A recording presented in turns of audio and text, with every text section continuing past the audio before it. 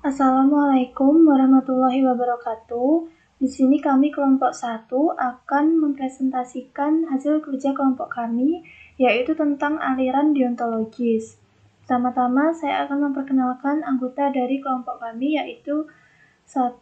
Saya sendiri, Sonia Nabila Sekar Putri. Yang kedua ada Siti Naziroh. Yang ketiga ada Zaki Vidya Bagus. Yang keempat ada Hanum Fitria Halimah. Yang kelima ada Safitri Dwi Nadia. Pertama, saya akan menjelaskan tentang pengertian dari aliran deontologis. Aliran deontologis merupakan aliran etika yang dikemukakan oleh Immanuel Kant. Filsafat etika deontologis ini diawali dengan kekaguman beliau tentang adanya dorongan manusia untuk berbuat baik.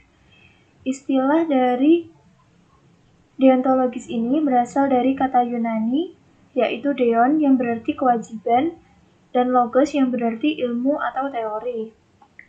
Menurut etika deontologis, suatu tindakan dinilai baik atau buruk berdasarkan apakah tindakan itu sesuai atau tidak dengan kewajiban.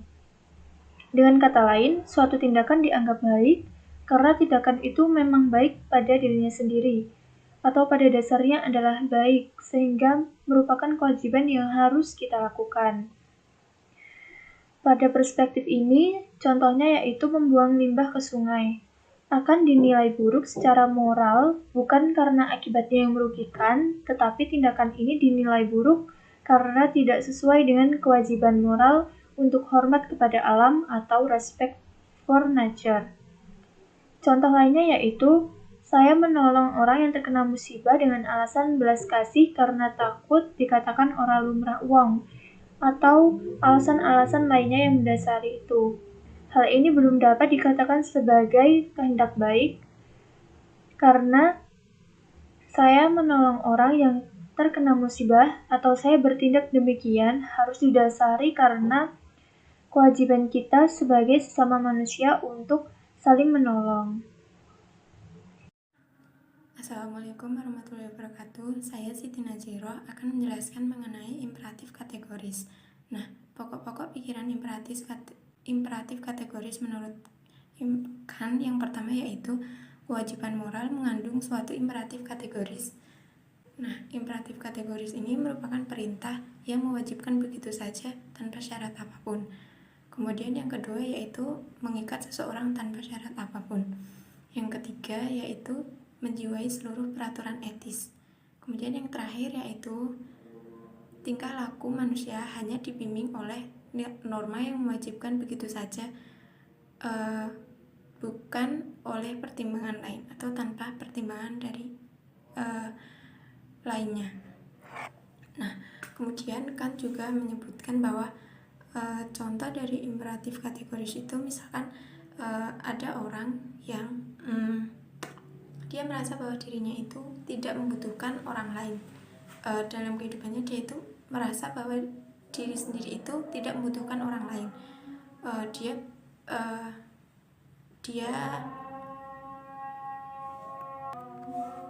Dia kemudian merasa bahwa dia itu nggak membutuhkan bantuan dari orang lain. Padahal sejatinya manusia itu kan makhluk sosial yang mana selalu bergantung pada orang lain. Jadi hal itu mustahil untuk dilakukan orang tersebut dengan pemikiran bahwa dia tidak membutuhkan orang lain. Nah, disitu kan mencerminkan bahwa suatu imperatif kategoris itu merupakan perintah yang mewajibkan seseorang itu begitu saja tanpa syarat apapun. Selanjutnya yaitu imperatif hipotesis. Imperatif hipotesis dapat dijelaskan sebagai berikut. Yang pertama yaitu perintah selalu disertai dengan syarat. Apabila seseorang akan mencapai tujuan, maka syarat-syarat yang ada harus dipenuhi. Misalnya, apabila seseorang menempuh pendidikan tinggi, memiliki tujuan untuk lulus dengan cepat dan memperoleh IPK yang tinggi, maka ia harus tekun belajar dan memanfaatkan waktu dengan efektif dan efisien. Namun jika tidak ingin mencapai tersebut, maka syarat-syarat tersebut tidak perlu dilakukan sebagai perintah yang mewajibkan. Yang kedua yaitu perintah itu selalu menggunakan formulasi hipotesis, yakni jika dan maka. Yang ketiga yaitu kewajiban dalam perintah hipotesis A selalu mengandalkan sebuah perilaku yang wajib dipenuhi sebagai sebuah syarat. Implikasi aliran deontologis dengan konsep etika dasar. Aliran deontologi terkait dengan otonomi kehendak apabila kewajiban moral sebagai imperatif kategoris, maka asumsi dasarnya adalah setiap tindakan harus berdasar atas kehendak yang otonom dan bukan kehendak heteronom. Kehendak otonom artinya tindakan yang dilakukan berasal dari dalam dirinya sendiri secara bebas dan bukan faktor dari luar. Yang dimaksud otonom di sini adalah perbuatan baik manusia ditentukan oleh kebebasan yang bertanggung jawab. Sedangkan kebebasan adalah kesanggupan untuk bertindak terlepas dari penguasaan oleh sebab-sebab asing. Manusia bebas bukanlah berarti manusia tersebut tidak terikat oleh aturan apapun, namun manusia tersebut dikatakan bebas ketika seorang menaati hukum moral. Kritik aliran deontologis. Pada setiap aliran etika tidaklah ada yang sempurna, begitu pula dengan aliran deontologis ini. Beberapa kritiknya adalah sebagai berikut. Pertama, aliran deontologis merupakan aliran etika yang kaku, kan terlalu sempit dalam mengartikan kebebasan, sehingga aliran ini tidak mudah digunakan dalam pengalaman moral manusia. Misalnya, jika seorang berbuat baik hanya karena ia senang melakukannya, dan misalnya apabila seorang guru yang menyerahkan secara total waktu dan tenaganya hanya karena ia mencintai profesinya, maka apakah orang dan guru tersebut dipandang tidak bermoral? Bagikan, tindakan di atas hanyalah sebuah kecenderungan dan tidak dilakukan secara bebas. Kan juga mengabaikan bahwa di dalam diri manusia terdapat kebebasan lain yang disebut dengan kebebasan eksistensial. Yang kedua, aliran deontologi menolak adanya konsekuensi dalam menjawab persoalan moral yang dilematis. Seringkali dalam kenyataan pengalaman moral yang terjadi, manusia sering dihadapkan dengan suatu pilihan moral yang sulit. Immanuel Kant mengatakan bahwa konsekuensi apapun yang terjadi dalam suatu kasus, maka tetap harus mengatakan kebenarannya. Contoh kasus, misalnya seorang guru menyembunyikan muridnya di rumahnya karena murid tersebut mendapat ancaman akan dibunuh oleh sekelompok anggota geng. Guru tersebut tidak mengetahui bahwa muridnya memang tidak bersalah.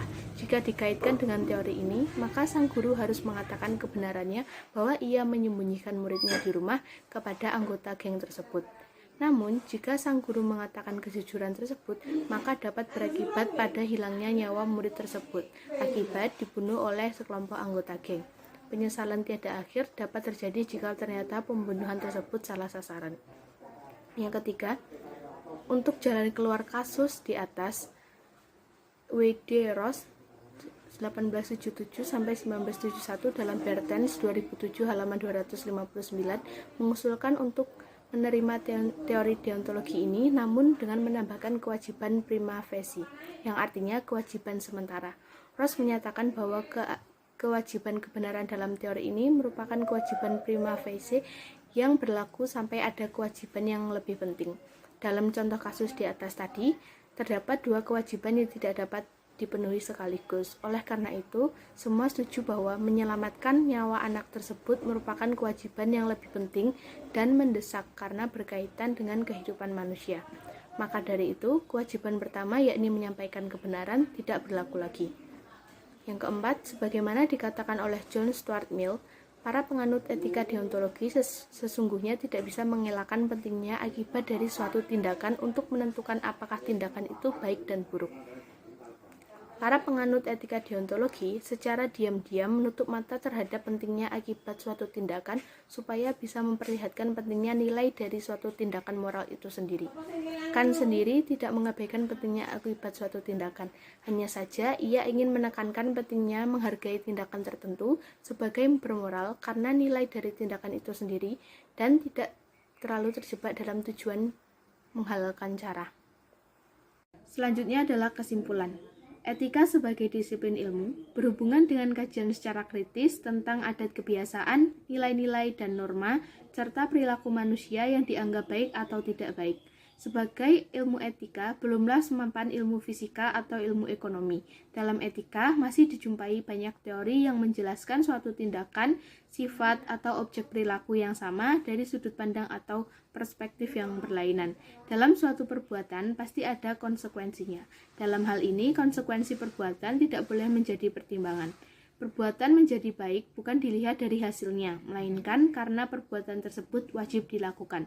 Deontologi menekankan perbuatan tidak dihalalkan karena tujuannya. Tujuan yang baik tidak menjadi perbuatan itu baik juga. Di sini kita tidak boleh melakukan suatu perbuatan jahat agar sesuatu yang dihasilkan itu baik. Karena dalam teori deontologi, kewajiban itu tidak bisa ditawar lagi, karena ini merupakan suatu keharusan. Terima kasih. Itu tadi penjelasan dari kelompok kami. Apabila ada yang ingin ditanyakan, silahkan ditanyakan. Mohon maaf apabila ada salah-salah kata dari kelompok kami. Saya akhiri. Wassalamualaikum warahmatullahi wabarakatuh.